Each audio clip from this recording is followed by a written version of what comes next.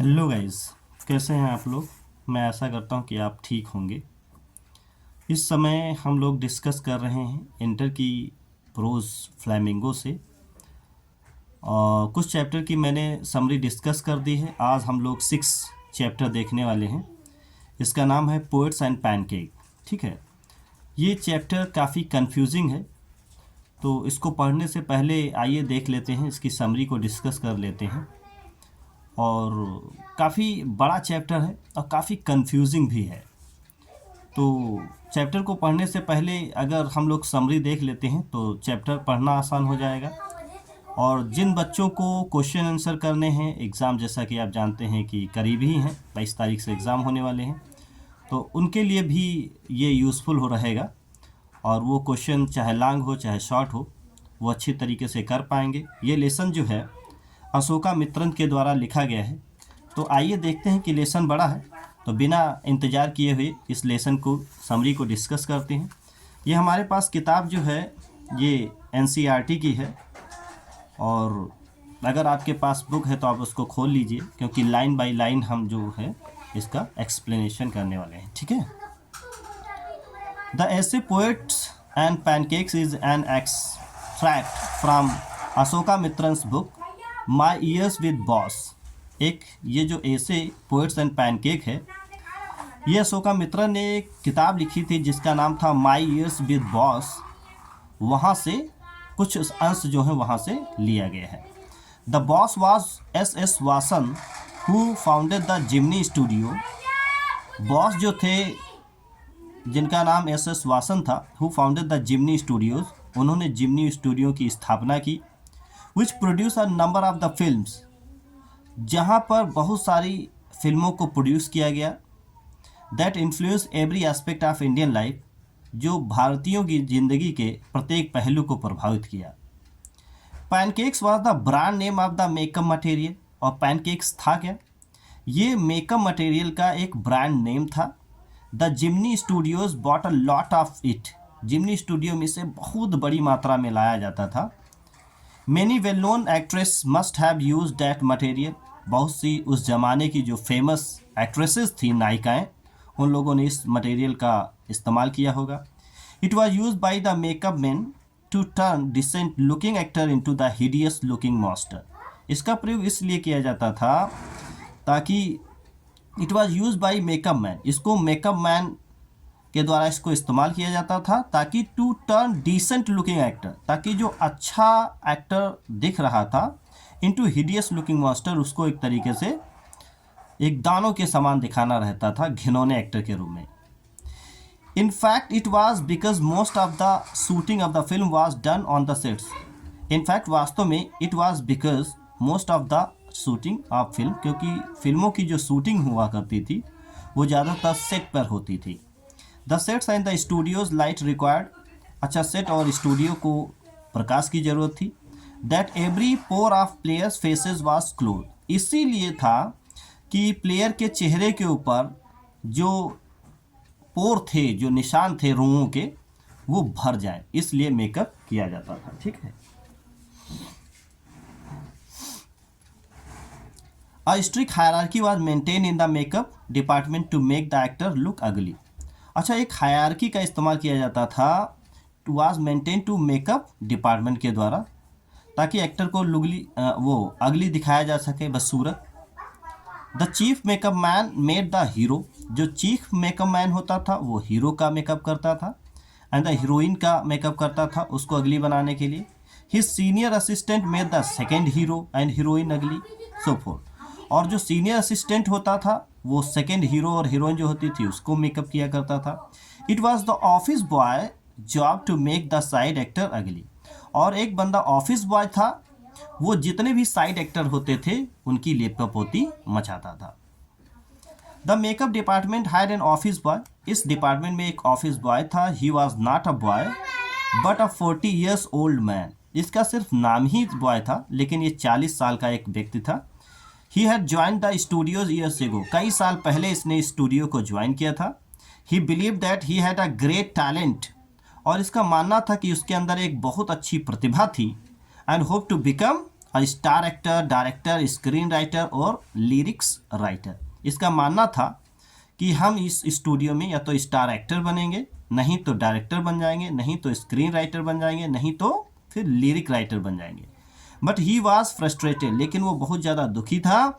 He blamed his disgrace on Jimny studio, और वो दोषारोपण करता है कि उसका जिमनी स्टूडियो में काफ़ी अपमान हुआ। The makeup department was at the upstairs of the building. ये माना जाता है कि मेकअप डिपार्टमेंट जो था ये बिल्डिंग के ऊपरी मंजिल पर था। That was said to have been Roosevelt Clive's stable, और ये माना जाता है कि ये पहले रूजवेल्ट क्लाइव जो थे उनका ये घुड़सार हुआ करता था, मतलब स्टबल्स हुआ करता था। Then the makeup room looked like a hair cutting salon, और ये मेकअप डिपार्टमेंट जो था ये बिल्कुल नाई की दुकान के जैसा लग रहा था। Because it had large mirror and light, क्योंकि यहाँ पर बहुत बड़े बड़े शीशे लगे थे और बहुत प्रकाश लगा था। The lights give it intense heat, और इन प्रकाशों की वजह से काफ़ी गर्मी निकलती थी। The person who underwent makeup had a measurable experience of being scorched like that of being given in a hell, और जिस बंदे का भी यहाँ पर मेकअप किया जाता था वो ऐसी गर्मी को महसूस करता था जैसे कि नर्क में हो। The makeup department presented a picture of national integration long before AIR began broadcasting program on national integration. All India radio माना गया कि जो राष्ट्रीय अखंडता का प्रोग्राम जो चलाती थी ऑल इंडिया रेडियो, उसके पहले ही मेकअप डिपार्टमेंट जो था वो राष्ट्रीय अखंडता की तस्वीर प्रस्तुत कर चुका था। मतलब राष्ट्रीय अखंडता की तस्वीर मेकअप डिपार्टमेंट पहले ही प्रस्तुत कर चुका था ऑल इंडिया रेडियो का ये प्रोग्राम चलाने से पहले। In the beginning the department was headed by Bengali, क्योंकि शुरुआत में इस डिपार्टमेंट को चला रहा था Bengali. He was succeeded by Maharashtrian, उसके बाद महाराष्ट्रियन इसका मालिक बना और चला इसको। Who was assisted by people from all parts of India, और दुनिया भर के लोग जो यहाँ पर आते थे और यहाँ पर उसकी मदद करते थे। The nature of authors job appear to be insignificant. The nature of author job, क्योंकि लेखक का यहाँ पर लेखक के काम का जो स्वभाव था वो इनसिग्निफिकेंट लगता था, अमहत्वपूर्ण लगता था। He was usually seen tearing newspaper, वो न्यूज़पेपर को फाड़ते हुए नजर आता था। Everybody would walk to his cubicle and want to give him some work to do. Everybody would walk to his cubicle, और हर बंदा जो है अपनी everybody would walk to his cubicle, हर बंदा जो है अपने रूम में चलता। And want to give him some work to do, और हर एक बंदा मतलब अपने रूम से निकलता और हर बंदा इसको काम थमा करके चला जाता। The office boy would come in to recite his poem. Office boy क्या है अक्सर यहाँ पर अपनी कविता को सुनाने के लिए आता था। He wish to impress the author by his talent, और वो अपने टैलेंट के द्वारा ऑथर को विश करना चाहता था, लेखक को। How it was going waste on account of Subbu, वो ये जताना चाहता था कि सुब्बू की वजह से उसका जो टैलेंट है वो नष्ट हो रहा है। ऑफिस बॉय वॉज फ्रस्ट्रेटेड, वो बहुत ही ज़्यादा फ्रस्ट्रेटेड था, परेशान था। Probably he was jealous of Subbu's stature, और वो एक्चुअली था क्या, वो सुब्बू के शरीर बनावट से बहुत ज़्यादा जलन करता था। उसका स्ट्रेचर जो था वो ज़बरदस्त था, इसलिए वो उससे जलन करता था। Subbu was very close to boss, और सुब्बू जो था ये बॉस के बहुत ही क्लोज था। When boss had any difficulty in presenting a scene in film, जब बॉस को जब भी किसी फिल्म में किसी सीन को प्रस्तुत करने में परेशानी होती, Subbu would suggest a number of the practical idea. तो सुब्बू जो है उसके बहुत सारे प्रैक्टिकल आइडियाज़ बताता कि आप इस सीन को ऐसे कर सकते हैं, उस सीन को ऐसे कर सकते हैं। Subbu was a good poet too, और सुब्बू बहुत अच्छा कवि भी था। He could write poems of high order, बहुत ही उच्च लेवल की वो कविताएं लिखा करता था। But he deliberately suppressed his talent to write for masses, लेकिन he deliberately suppressed his talent, लेकिन उसने अपने टैलेंट, अपनी प्रतिभा को छिपा लिया टू राइट, लिखने के लिए, क्योंकि वो सोचता था कि वो जनता के लिए लिखेगा। He was a novelist too, वो नॉवलिस्ट भी था, उपन्यासकार भी था। He had written a novel in which he recreated the mood and manner of devadasis of early century. उसने एक नॉवेल लिखा भी था जिसमें 20वीं सेंचुरी की शुरुआती देवदासियों का मैनर और मूड क्या था उसके बारे में वर्णन किया था। He had created lifelike characters too, और उसने सजीव मतलब चरित्रों का वर्णन किया था। Subbu was an excellent actor. सुब्बू जो था एक बहुत अच्छा एक्टर था, बहुत अच्छा एक्टर था ये। He never aspire for lead roles, लेकिन इसने कभी भी लीड रोल नहीं खेला या नहीं किया। But whenever minor roles he played, और जब भी उसने छोटे छोटे रोल प्ले किए, he acted better than the main player, और जो मेन प्लेयर होते थे उनसे अच्छा इसने किया। सुब्बू लव्ड एवरीवन, सुब्बू सभी को पसंद करता था। Several friends and relatives stayed with him for a long period, बहुत सारे मित्र, बहुत सारे रिश्तेदार उसके साथ बहुत समय तक उसके साथ रुके। बस सुब्बू डिड नॉट केयर, लेकिन सुब्बू को जरा सा भी परवाह नहीं थी। He never gave a thought to the money, he never gave a thought to money that he spent to support them. He never gave a thought he never gave a thought to money, इसने पैसे को कभी नहीं अहमियत दिया। He spent to support them, जो उन्होंने उसको ही स्पेंट टू, जो मतलब उसने उस पैसे के बारे में कभी चिंता नहीं की जो उसने अपने मित्रों के लिए, अपने दोस्तों के लिए खर्चा किया था। But the office boy hated him, लेकिन ये ऑफिस बॉय उससे घृणा करता था। Perhaps Subbu appear to be a sycophant to him, और शायद सुब्बू जो है appear to be a sycophant to him, उसके लिए ऐसा लगता था कि जैसे ये चापलूस हो। Though Subbu was always seen with boss, क्योंकि सुब्बू हमेशा बॉस के साथ नजर आता था। He was a member of the story department, और स्टोरी डिपार्टमेंट का वो सदस्य था। Beside writer and poet in the story department there was a lawyer too, और उस स्टोरी डिपार्टमेंट कवि भी थे और राइटर भी, इसके अलावा बहुत सारे वकील भी थे। Officially he was known as the legal adviser, और वहाँ के वकीलों को लीगल एडवाइजर के नाम से जाना जाता था। But people called him by N opposite name, लेकिन लोग जो है उसको उल्टे नाम से पुकारते थे, कि मतलब नाम का वो लीगल एडवाइजर था लेकिन था वो बहुत ही धूर्त। Once the legal adviser unwittingly ruined the career of a talented actor, एक बार लीगल एडवाइजर जो वकील था उसने एक टैलेंटेड एक्ट्रेस के करियर को नष्ट कर दिया। क्या किया उसने? One day the actress who was not seasoned in worldly wisdom, एक एक्ट्रेस थी जो कि संसार की बुद्धिमत्ताओं से मतलब सूझबूझ उसको नहीं थी, lost her temper on the sets, और उसने अपना आपा खोल दिया सेट के ऊपर। सी स्पोक एंग्रली एंगेज द प्रोड्यूसर, और उसने प्रोड्यूसर के खिलाफ बोलने लगी। The legal adviser switched on the recording equipment, और लीगल एडवाइजर जो था उसने रिकॉर्डिंग जो यंत्र था उसको ऑन कर दिया। व्हेन सी पॉज, जब वो रुकी, he played back the record, तो उसने जो कुछ उल्टा सीधा कहा था उसने सुना दिया उसको। The actress was dumbfounded to hear her own voice, actress ने अपनी आवाज़ को, रिकॉर्डिंग को सुन करके वो बिल्कुल सुन्न हो गई। Though she had said nothing offensive, हालांकि उसने कुछ बुरा भला नहीं कहा था। She never appeared on the stage again, लेकिन वो स्टेज के ऊपर दोबारा नहीं प्रस्तुत हो सकी, उसकी हिम्मत नहीं पड़ी दोबारा। द लीगल एडवाइजर वो ट्राउजर्स, जितना भी लीगल एडवाइजर वकील था ये ट्राउजर्स पहनता था, शर्ट पहनता था, एक टाई पहन लगाता था। समटाइम्स ही वोर अ कोट टू, और कभी कभी वो कोट भी पहन लिया करता था। He appeared off among khadi clad poets and writers, he appeared off, ये जितने भी खादी और खादी पहनने वाले कवि थे, राइटर थे, उनसे ये बिल्कुल अलग दिखता था। The poets and writer worship Gandhi ji, जितने भी कवि थे, राइटर थे, हालांकि ये गांधी जी के पुजारी थे।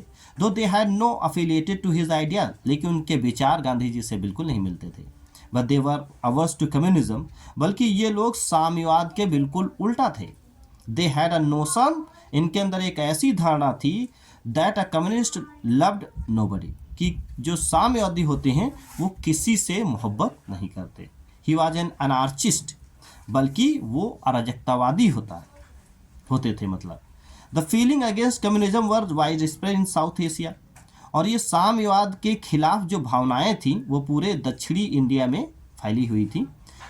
Moral rearmament army was a sort of anti communism movement, ये मोरल रीआर्मामेंट आर्मी जो थी ये कम्युनिज्म मूवमेंट, ये जो साम्यवाद आंदोलन चल रहा था ये उसके खिलाफ था। इट विजिटेड जिमनी स्टूडियो इन 1952। ये जो मॉरल रीआर्मामेंट आर्मी ये 1952 ईस्वी में जिमनी स्टूडियो का दर्शन करने आई। देवर अबाउट 200 पीपल, ये लगभग 200 लोग थे, बिलोंगिंग टू एटलीस्ट 20 नेशनलाइट, और इसमें लगभग 20 राष्ट्रीय लोग थे। दे प्रेजेंटेड 2 प्लेज, इन लोगों ने 2 नाटक खेले, Jonathan valley and the forgotten fact, in the most professional manner, बहुत ही तरीके से प्रोफेशनल मैनर से इनको खेला। जब जिमनी फैमिली ऑफ 1600, ये 600 लोगों का जो जिमनी परिवार था, and the citizen of Madras, और मद्रास के जितने भी नागरिक थे, were greatly impressed by their plays, वो लोग इन 2 नाटकों से बहुत ही ज़्यादा प्रभावित हुए। Their message was simply but the sets and costume were excellent. Their message was simple, इस नाटक का जो मैसेज था वो बहुत ही साधारण था, लेकिन जो सेट और कॉस्ट्यूम कपड़े थे वो बहुत ही बढ़िया थे। For many years the Tamil drama imitated the sunrise and sunset scene presented by MRA, और तमिल ड्रामा जितने भी थे ये कई सालों तक जो मॉरल रीआर्मामेंट आर्मी के द्वारा जो सूरज निकलने का सीन और सूरज डूबने का जो सीन था उसकी नकल किया तमिल के ड्रामा ने कई सालों तक।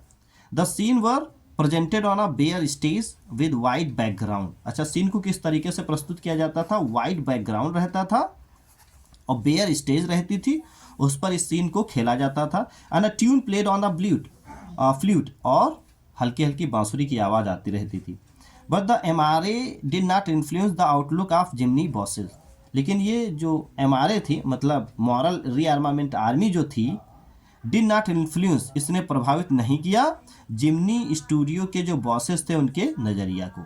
द इंटरप्राइजेस कंटिन्यूड अनचेंज, और ये जो उद्यम रहा ये कुछ भी नहीं बदला, वैसे का वैसा रहा। The staff had enjoyed hosting MRA, लेकिन जितना स्टाफ था जो था वो क्या था? मॉरल रीआर्मामेंट आर्मी, वो आर्मी हाँ जो थी उसका आनंद लिया। फ्यू मंथ्स लेटर जिमनी स्टूडियो रिसीव्ड अनदर गेस्ट, कुछ महीने बाद जिमनी स्टूडियो में एक दूसरा मेहमान आया।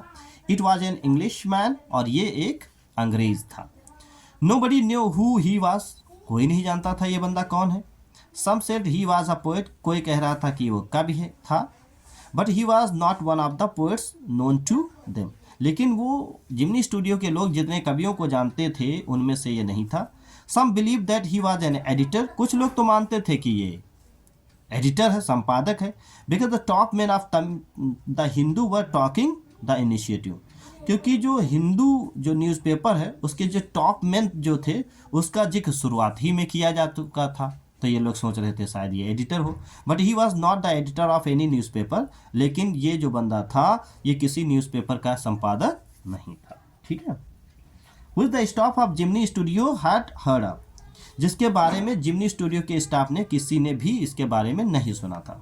The Englishman was welcome by the boss, और बॉस के द्वारा जिमनी स्टूडियो ये अंग्रेज का स्वागत हुआ। Mister Vasan he read out a long speech, उन्होंने एक लंबी स्पीच पढ़ा, talking to freedom and democracy, और फ्रीडम और डेमोक्रेसी के ऊपर लंबा सा भाषण दिया। Then the Englishman spoke, फिर अंग्रेज बोला, nobody could understand what he said, उसने कहा भी कि शायद जो मैंने भाषण दिया है शायद कोई बंदा नहीं समझ पाया है। His accent had made it impossible, क्योंकि उसके बोलने की जो बोली थी, एक्सेंट जो था वो समझने में थोड़ा सा असंभव था। बट दे वर बैफर्ड, लेकिन सबके सब हक्का बक्का थे।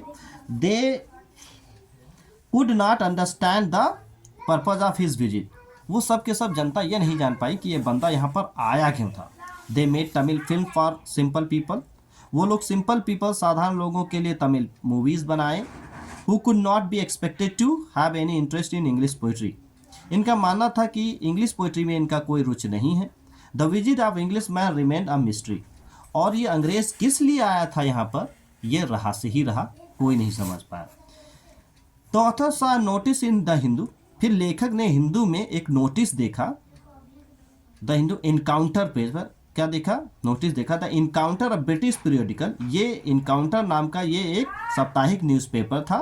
वार organising a short story contest, और उसमें ये बताया गया कि एक शॉर्ट स्टोरी प्रतिस्पर्धा होने जा रही है।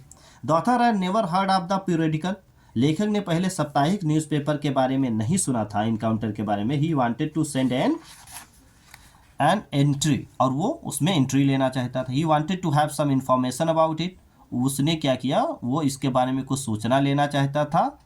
Before he spend the entry लेने से पहले। He visited the British Council library, पहले वो ब्रिटिश काउंसिल लाइब्रेरी गया। There he found copies of Encounter, वहाँ पर उसे इनकाउंटर की बहुत सारी कॉपीज मिली। He learn that its editor was Stephen Spender, तब जाके उसे पता चला कि इस इनकाउंटर के जो संपादक थे वो हमारे स्टीफन स्पेंडर थे। Who had visited the Jimny studio, जो जिम्नी स्टूडियो का दर्शन करने आए थे। आफ्टर अ फ्यू ईयर्स, कुछ सालों बाद, द ऑथर हैड रिटायर्ड, कुछ सालों के बाद लेखक जो है जिम्नी स्टूडियो से रिटायर हुआ। One day he saw pile of the low price paperback edition of, एक दिन क्या हुआ, he saw pile of low priced paperback, कि उसने कम पैसों वाला, कम कीमत वाला एक पेपर का एक ढेर देखा। Edition of The God That Failed, ये एक बुक थी, उसके मतलब एडिशन मीन्स संस्मरण को देखा। ही बॉट अ कॉपी, उसने उसमें से एक कॉपी खरीद लिया। It contain 6 different essays of 6 different writer, इसमें 6 एसेज छपे थे और 6 एसेज को अलग अलग राइटर्स ने लिखा था। They described writers journey to communism, उसमें कवियों, राइटर मतलब लेखकों की मतलब साम्यवाद की यात्रा का वर्णन था। एंड डिसइल्यूजन रिटर्न, और फिर किस तरीके से लोगों का दुनिया पर से मोहभंग हुआ और वो किस तरीके से लौटे, इसका जिक्र था। One of the writer was Stephen Spender, इनमें से ही 6 राइटर में से एक राइटर था Stephen Spender. The whole mystery of Spender visit was clear, अब पूरी बात समझ में आ गई कि स्टीफन स्पेंडर जो है जिम्नी स्टूडियो क्यों दर्शन करने के लिए आया था। Mister Vasan was not interested in his poetry, Mister Vasan को उसकी पोइट्री में बिल्कुल भी रुचि नहीं थी। But was interested on his views on communism, लेकिन साम्यवाद के ऊपर उसके जो विचार थे वो उसको जरूर आनंदित किए। ठीक है, मैं आशा करता हूँ कि ये आपको समरी जो है समझ में आई होगी। काफ़ी कंफ्यूजिंग है, लेकिन मैं आशा करता हूँ कि आपको समझ में आया होगा। अगर आपको समझ में आया है तो आप हमारे चैनल को सब्सक्राइब करें और दोस्तों के बीच में शेयर ज़रूर करें, क्योंकि एग्ज़ाम आने वाले हैं और ज़्यादा से ज़्यादा बच्चों का फ़ायदा हो सके। तो इस लिहाज से क्या करना है कि अपने दोस्तों के बीच में इसको शेयर करें। और मिलते हैं किसी नेक्स्ट टॉपिक में, तब तक के लिए goodbye and thank you.